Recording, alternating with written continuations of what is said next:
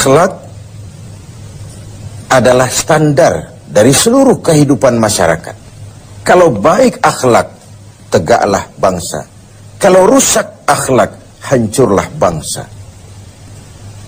Pantas kalau baginda Rasul sendiri mengakui, innama bu'istu liutammima makarimal akhlak. Aku diutus Allah ke alam ini hanya untuk satu tugas saja, yaitu memperbaiki akhlak manusia. Akhlak manusia kepada siapa? Inilah akhlak itu. Totalitas kehidupan manusia cermin dari akhlak. Akhlak manusia kepada Allah, kepada Sang Pencipta. Manusia harus berakhlak kepada Tuhan. Yang kedua, akhlak manusia kepada sesama manusia. Dan yang ketiga, akhlak manusia kepada makhluk Tuhan lainnya di luar manusia, flora, fauna, dan sebagainya. Satu tugas tapi mencakup 3 dimensi paling pokok dari kehidupan manusia, atau 3 dimensi pokok kehidupan manusia tercakup dalam satu tugas. Dan tidak bisa ini berjalan secara tidak seimbang. Berakhlak kepada Tuhan tapi tidak berakhlak kepada sesama manusia. Berakhlak kepada sesama manusia tapi tidak berakhlak kepada flora, fauna, kepada ekosistem, kepada lingkungan hidup. Pengabaian terhadap sesuatu akan menimbulkan akibat bagi yang lain. Apa yang kita alami sekarang ini? Terjadi perubahan alam karena ulah manusia sendiri. Akibat kita tidak menjaga akhlak kepada lingkungan di mana kita hidup. Sebuah contoh sederhana, Rasul mengajarkan, man jama'a malan bighairi haqqin sallatahu Allahu bil ma'i wattin. Barang siapa yang mengumpulkan harta dengan cara yang tidak benar, Allah akan membalasnya dengan air dan tanah. Apa artinya ini? Banjir dan longsor. Akibat apa? Akibat ulah manusia. Zaharal fasadu fil barri wal bahri. Bertebaran kerusakan di darat dan di laut. Bima kasabat aydin nas. Akibat ulah. Akibat tingkah laku. Akibat perbuatan manusia itu sendiri. Pertama, kita harus berakhlak kepada Allah. Berakhlak kepada Allah caranya 2. Jangan menyekutukannya dengan sesuatu. Yang kedua, jangan menyembah kecuali hanya dan untuk Dia. Yang kedua, akhlak kepada sesama manusia. Bahkan baginda Rasul menjadikan akhlak ini sebagai kapital, sebagai modal utama dalam perjuangannya membangun masyarakat manusia, dalam perjuangannya melaksanakan tugas-tugas dakwah. Dengan akhlak, dengan pendekatan yang human interest, berdasarkan kepentingan kemanusiaan itu sendiri. Mau sukses di masyarakat, utamakan nilai-nilai akhlak. Lalu yang ketiga, akhlak kepada makhluk Allah lainnya di luar manusia. Rasulullah sebagai teladan buat kita semua, dipuji oleh Allah akhlaknya ini, wa innaka la'ala khuluqin azim.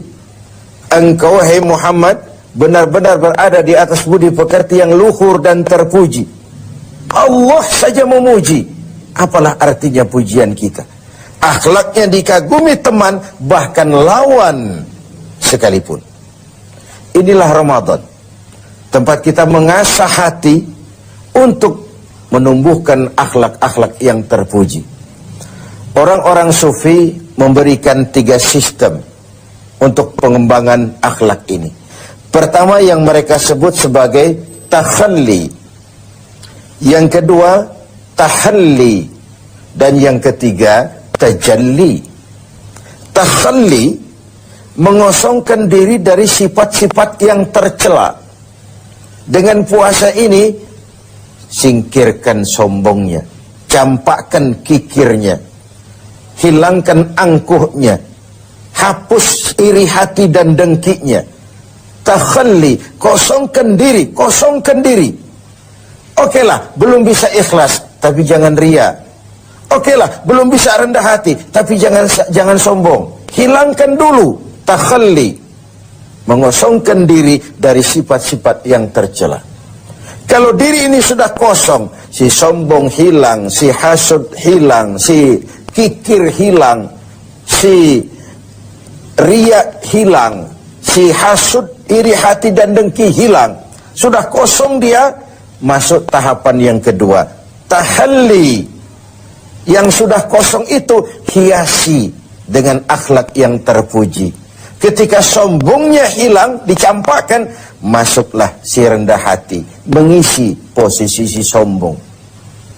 Ketika kikirnya dibuang, masuklah si pemurah, si dermawan, mengisi posisi si kikir itu tadi. Ketika si hasud, si iri hati, si dengki dicampakkan, dibuang jauh-jauh, dan tempat itu kosong, masuklah si ikhlas, mengisi posisinya. Setelah dikosongkan, diisi dengan hal-hal yang terpuji. Buah dari itu nanti akan lahirlah tajalli, nampak kebesaran Allah Subhanahu wa ta'ala. Bahkan Allah tampakkan juga kebesarannya kepada orang-orang yang seperti itu. Jadi ada proses takhalli, ada proses tahalli, dan ada buah yang disebut dengan tajalli. Sebagai sebuah perbandingan saja, saya ingin mengutip tentang sekelumit tentang akhlak Nabi. Tidak kepada temannya, tapi kepada lawannya, kepada musuhnya. Satu siang selesai sholat zuhur, beliau tidur di dekat masjid di Madinah dengan di atas pelepah daun kurma. Datang orang kafir yang memang sudah lama mengintai kapan Muhammad bersendirian. Dihampirinya Muhammad, dicabutnya pedangnya. Muhammad, kau kemarin bertingkah karena banyak temanmu, sekarang kau sendiri. Kalau saya tebas batang lehermu, siapa yang akan menolong kau? Dengan tenang dan tegar Nabi menjawab, Allah yang akan menolong saya. Mendengar kalimat Allah, si kafir yang bernama Da'sur itu gemetar, keringat dingin bercucuran sebesar-besar biji jagung.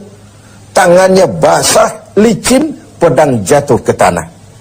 Pedang yang jatuh itu diambil oleh baginda Rasul, dibalikkan ke leher Da'sur. Da'sur, kalau sekarang aku yang tebas batang lehermu, siapa yang akan menolongmu? Tidak ada ya Rasul, kecuali kalau kau mau memaafkan saya.